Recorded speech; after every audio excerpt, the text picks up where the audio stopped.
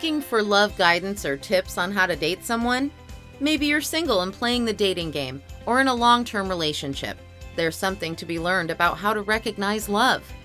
Tune in to True Love Knots by Maria Romano as she deep dives into everything about love, dating advice, wedding tips, entrepreneurship, and so much more.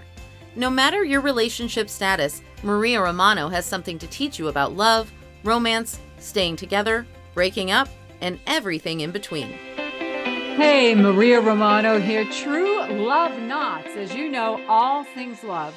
The other day, somebody said to me, "Hey, Maria, do you have a middle name?" You know, I was never graced with the middle name, but guess what? I've come up with a new middle name for me, Amore. So now I'm going to introduce myself as Maria Amore Romano.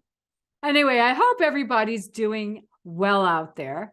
And today, I wanted to talk to you a bit about relationships and finding love again after loss, because that seems to be a hot topic now too, especially since we're in the height of wedding season, right? Usually May and June are busy months for weddings all over the world, with the exception of continents where it's winter.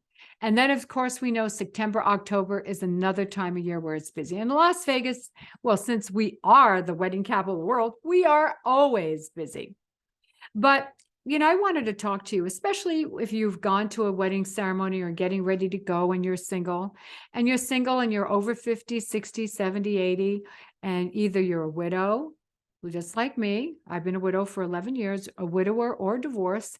And then you see the couple, right? And you think, oh my God, I would love that to be me, right? We love going to weddings because it definitely just really ignites so many beautiful feelings in our heart. We might go back and reminisce to the times we had with the past loved one. So it's a great time. You might remember your past wedding ceremony. It's a beautiful, beautiful time. However, that's great to relish in that moment. But when reality sets in, you want to know that you're going to find the right partner. And I think that's the key thing for anything when it comes to relationships.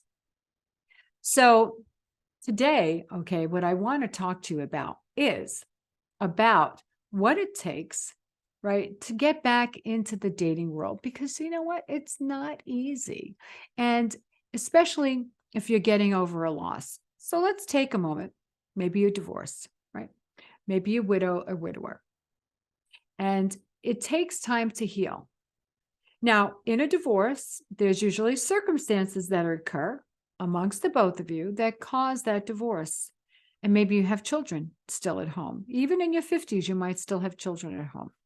You need to take the time to deal with that grief because it is a grieving process.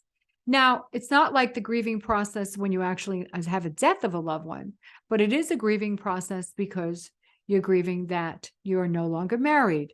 It definitely broke off the family. It might have impacted your lifestyle. It might have impacted where you live. It's impacted what's happened maybe with your friendships. So there's so many different, variables that occur, and it's important to take the time to heal.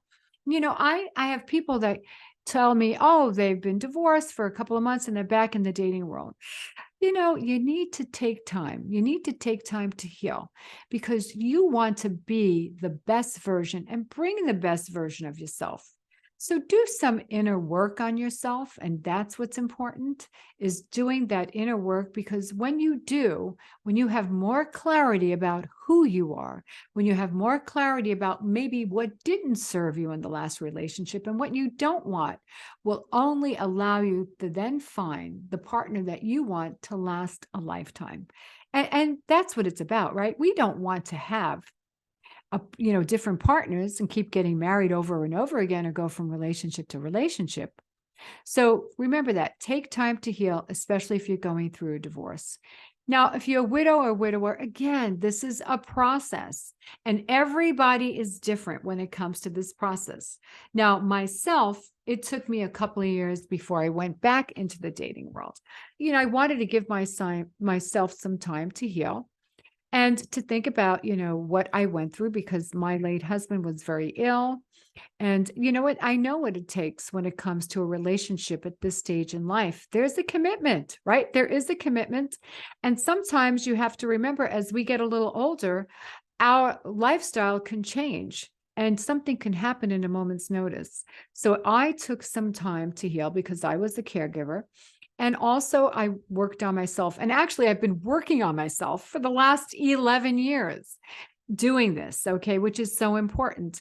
And I see a lot of people, and especially, I don't want to, say anything disrespectful, but most men will get back in the dating world a lot quicker than women. And the reason too is because they might have had a great partner, a partner where that partner, they really just worked really well together. They were there for each other. And this is what happens. And most men will remarry a lot quicker as a widower than a widow. But give yourself a chance because you need to find closure. Whether you're divorced, widowed, or whether you need to find closure and understand and take the time, okay, of what you're looking for. And the second thing you need to do is take the time to reflect on any past relationships and what you've learned and understanding, that when you do it, you're going to gain a lot more clarity. You're going to know who you are. You're going to know what you want, and you're going to be able to be present and identify what you want when you start to get out there and meet people. And those are the first two things. And always focus on self-care and self-love, because during this period, when you get back in the dating world, okay, there's a bit of rejection out there. And that's why that self-care, self-love is so important. Do the things you'd like to do. Make sure if you get up in the morning, you meditate. Make sure you exercise. Make sure you're eating right, because your physical and emotional being is so important. And take the time to explore new hobbies and interests. Now that you're single, you have a little bit more time. You have a little bit more freedom. Get out there. Maybe you want to learn how to play golf. Oh, I tried that. I sucked. I tried it. I sucked, but at least I tried it. But there's pickleball, there's tennis. There might be groups that you want to get involved with, some Bible studies. And you know what? The more groups you get involved with that are co-ed, the greater the chances you'll have an opportunity to maybe find somebody. So get out there and start to develop more hobbies, get involved with interest. Don't just say, oh, I don't know, I can't. Take a leap. It's not easy. It's not easy at all. But when you do, you're going to also make relationships with other people. They might not be the romantic kind, but it's nice to add to your group of friends. Also, talking about expanding your social circle, that's important, because when we've gone through a death or a divorce, those two Ds, our social circle does decrease. And that's why it's important to expand that. Now, maybe you're thinking of dabbling online, right? You're thinking about dating apps.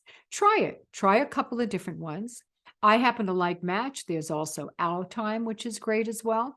And this is a convenient way to meet somebody. Just meet somebody that is seeking companionship the way you are. But when you are writing your profile, just a couple of tips: present your profile as if you were presenting a resume.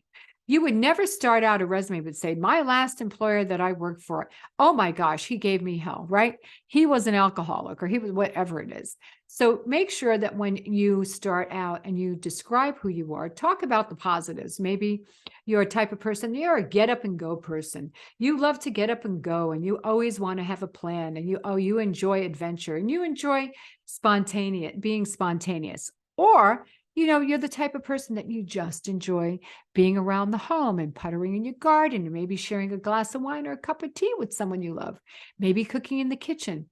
But start off with the positives, and then also talk about what you're looking for. You're looking for somebody similar, and also you're looking for somebody, that you can maybe establish a relationship with. And be honest. Are you looking for a long-term commitment? They call it an LTR, long-term relationship. Are you looking for marriage? So those are things that are very important. Although some people say they're just looking for an LTR, long-term relationship, and they wind up getting married, because guess what? Moi over here gets to marry lots of people. Okay. And they come from all walks of life and all ages. And a couple of more things I want to share with you is also be open to new experiences. especially when you meet somebody new.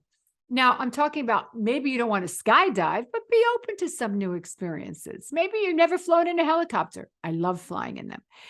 Maybe you've never gone hiking, maybe a hot air balloon. So don't limit yourself. Don't say, I can't, I won't, I'm afraid. Listen, you've lived this long in life, right? It's a privilege to get to a certain age. Let's enjoy it. And enjoying it even more with somebody that you get to like and fall in love with. I think it's great. And also, too, is take your time to get to know someone. Don't rush in. I see so many people. They become intimate immediately. They rush into a relationship. Get to know somebody. Really get to know. Have deep conversation. But also not just deep conversation. Also recognize that you need to observe the type of person they are. Observe how they are around other people and around your friends and family, and observe how they treat their family or what they share with you about their family relationships and their friendships. Because you know what? That says a lot about a person. When somebody says to me, what is the most important thing, Maria, when you meet somebody and you want to get in a relationship?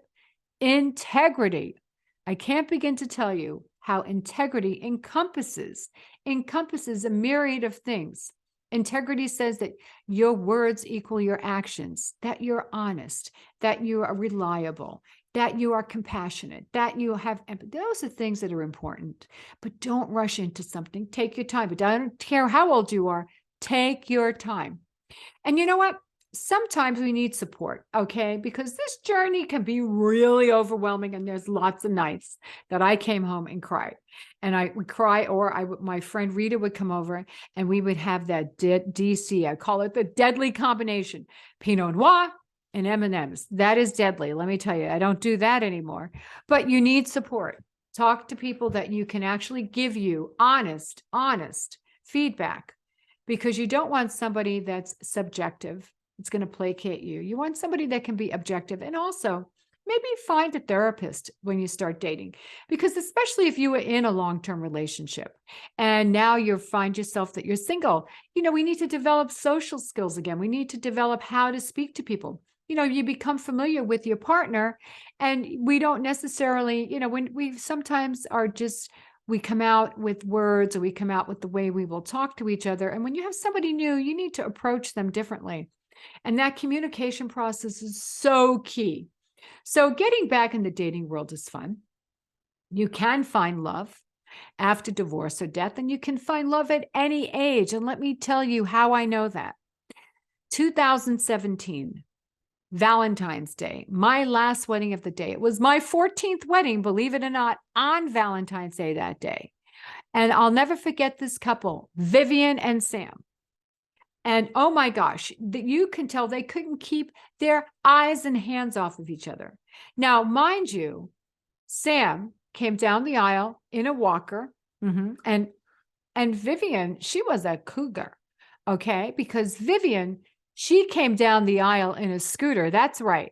Now, Vivian was 93 and Sam was 87. They met in an assisted living in Arizona, came to Las Vegas to get married. So believe me, when I tell you, you can find love again at any age. There are almost 8 billion people on the planet. So don't settle. Take your time. Have fun. Make sure you spend time working on who you are, because the better you become at who you are and what your needs are, you're going to be able to then identify and work with finding that perfect person for you. And he or she's out there, I guarantee it. So if you have any questions, you want to learn more about how to find love again, please check out True Love Knots. As you know, I love to officiate wedding ceremonies. I teach people that are looking to earn an extra income to do exactly what I do, and I speak about love. So as I always say, from Maria Amore Romano, continue to stay healthy, happy, and safe, and always spread love. Have a fabulous day.